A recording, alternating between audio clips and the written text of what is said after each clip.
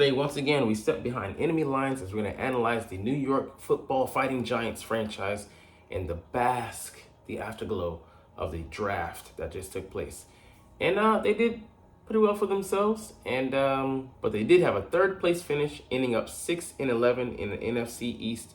And can they fight and claw themselves back to the playoffs, or is that a delusional dream for the team in New York? What's up, it's your boy Cintron. Come back to another analysis video, and to kid you not, that's my real name. And yes, I do bleed green, but hey, to know thy enemy is to know thyself. And we face these teams, these NFC East division rivals, the New York Giants, twice a year. I want to know their roster up and down, top to bottom, and the new additions they've made. What difference will they make? How have they strengthened the roster? Or have they just wasted their time? Let's get into it.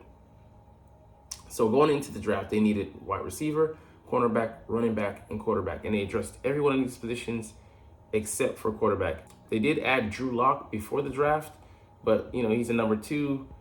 And even then, do you want him starting a slate of games more than 2 or 3 a year? I would say not. So let's get into what they did in the draft. I mean, they added a dynamic talent in Malik Neighbors, one of the best wide receivers in the draft, one of the top 3 out of LSU, 6 foot, $199. He ran a 4.34. I mean, the guy is the definition of a explosive wide receiver, and he's going to make a difference for them. He's going to come in and immediately take the top job away from Darius Slayton, a 3rd-round pick last year, and Jalen Hyatt, who's an explosive guy, but even that doesn't compare to this guy here. So he should set them up for years to come, give Daniel Jones a weapon. Can he take advantage of it? We'll see, but he should be leading their core out of the gate. Tyler Newman, he should step into a starting role. There is some competition at the safety position, but it's still a thin crop with Xavier McKinney leaving for greener pastures, quite literally and metaphorically, going to the Green Bay Packers. And they put a lot of cheese in his bank account, $17 million per year over a 4-year contract. He was a starter that, played every snap for them last year. Had, I think, 5 picks, 2 against us, in the last game of the year. Talented guy. And it's going to be hard to replace that. This guy is more of like a box safety. Can play around the line of scrimmage. Not going to be the all-rounder that Xavier McKinney was, but he brings a presence, and he can play in tandem with someone. They had a talented safety. I forget his name last year, but it'll be interesting to see, how they end up using him in what role. But he's going to come in and compete for a starting job, and I think he upgrades the roster with the vacuum that's been left there by McKinney. Now, another guy who can come in and compete for a starting job right out the bat, Andrew Phillips, the cornerback out of Kentucky. He ran a decent 40 time. I think he ran in the 4.4s. He offers decent size. I think he's 5'10", $190. Inside, outside versatility, but more likely they're going to plug him at the nickel position. And, you like the guy, his talent he brings there to, the cornerback core.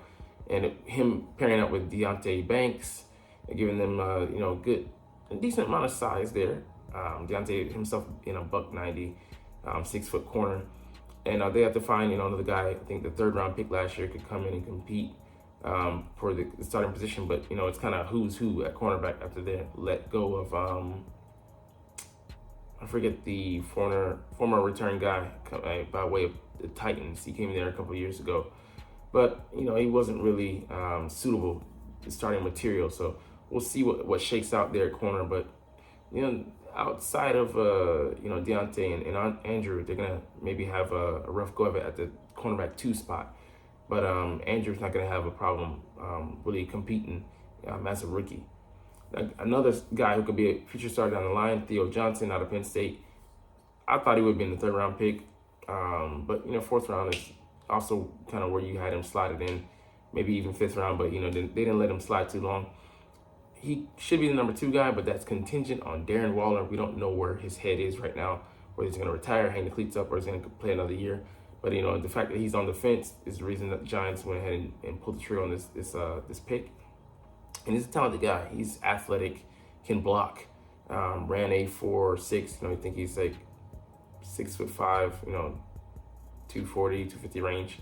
He has a, decent chance to make an impact with other guys on the roster, Bellinger and I forget the other, Jack Stoll, the guy they brought to be a blocking prowess. guy.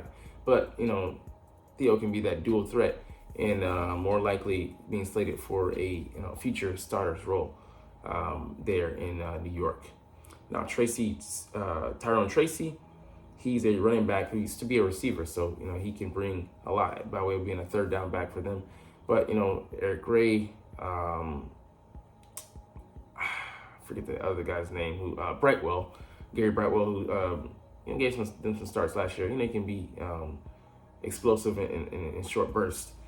He's going to be fighting for some playing time, but he could lock down that early spot as a third down guy in that role. Like I said, being a former receiver, he can run the routes and give them some pop out of the backfield. But it can look very different now that we have the juice in having Saquon. They don't want to pay him. Hey man, every dog has his day, and he's chose to become a dog here in Philly. So glad to have him. Thank you for the contribution to the bank account, Giants. That charity work. But Tyrone should develop into a nice player. Could eventually maybe challenge for the running back 2 or potentially one spot. But I'd see him excelling as a running back 2. And Darius Muasau, more of a depth piece there at linebacker, ran a 4.7. So not going to be too many starting jobs for this guy. But if he can put it together, maybe he could be a TJ Edwards. But that's kind of best scenario type in situation.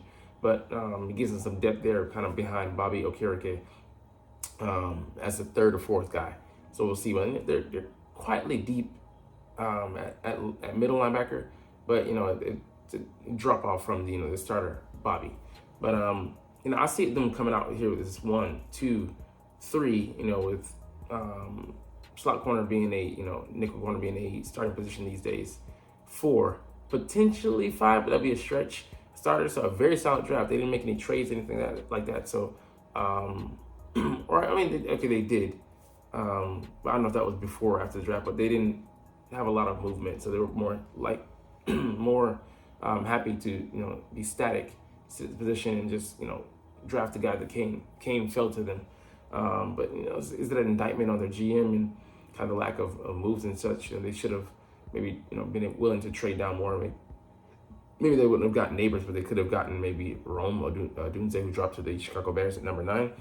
Don't know, but I think this roster, they can come in. The fact that these guys, they got some some quality starters and future starters, but the fact that they're going to be able to make an impact early in the roster kind of speaks to where they're at as a franchise. I think they're competing for the bottom spot. They could be number 3 and they could be number 2. But that was contingent on how things shake out, because Daniel Jones just has a bounce back year after that ACL / neck injury that he suffered last year. The pieces gelling on offense. They didn't make any moves to upgrade the offensive line outside of free agency. It still isn't a great position group. And with the pieces gel on offense, they're depending on Malik Neighbors out of the gate, to come in and make a sizable impact. The defense looks like the better unit as of right now. But like I said, second corner with a secondary gel. The linebackers, they're great with the pass rush, but D tackles as well as them playing against the run. But the linebackers, the run fits and stuff like that, doesn't really make sense for them, or do they have enough talent, And then by way of coaching, they got rid of Wink Martindale, or not got rid of, they let him walk away because he was discontent. They got rid of his number 2 guy, and they didn't look all together, as a unit. Similar to the Eagles last year, just chaos. The offense didn't have enough juice, didn't have enough players, talent. I think they've made some strides, but I think they're still far behind the top league teams in the NFC conference, and definitely playing for, like I said, third fiddle within their own division.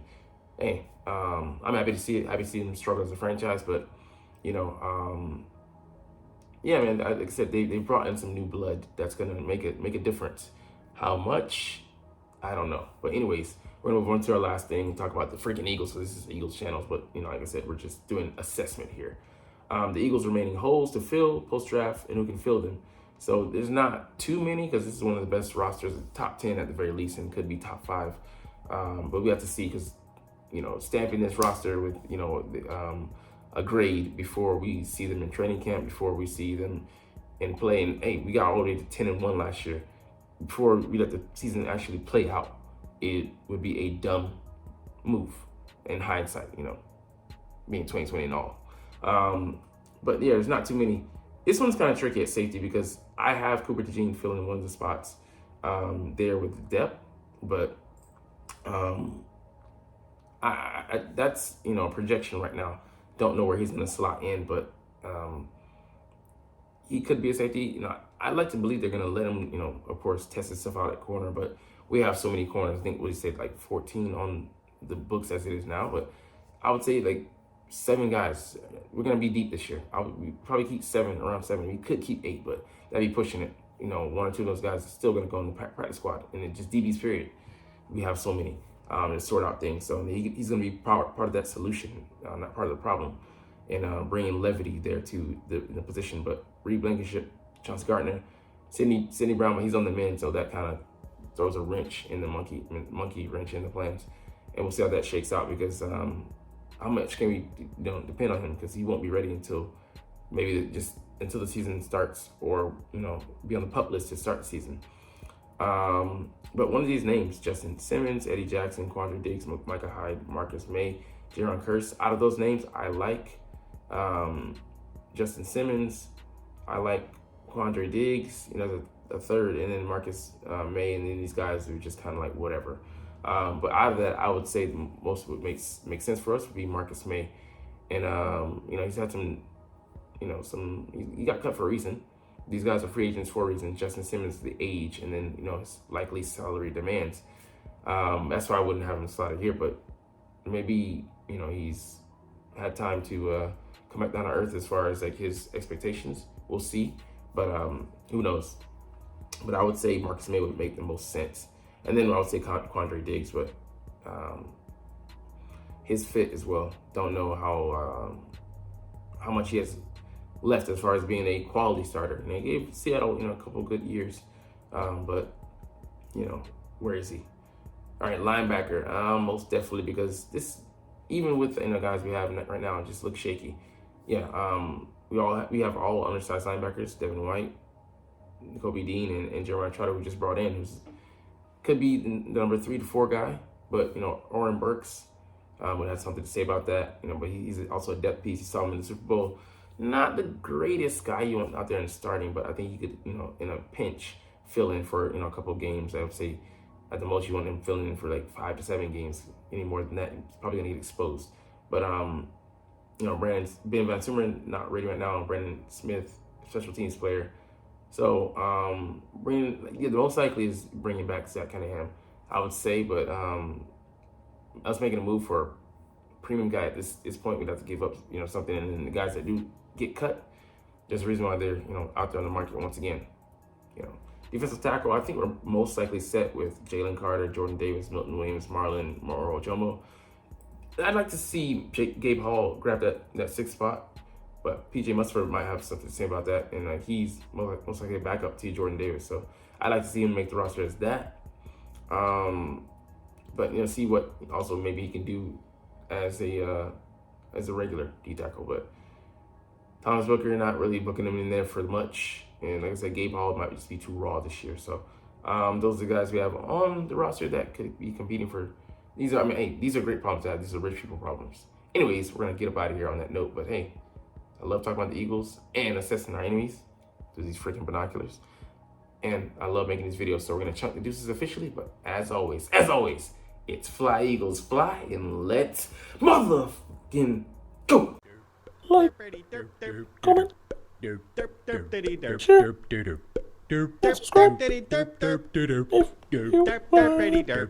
Thanks for watching. Check me out at Cintron Anime, Cintron Life, or Cintron Laughs, or other social media.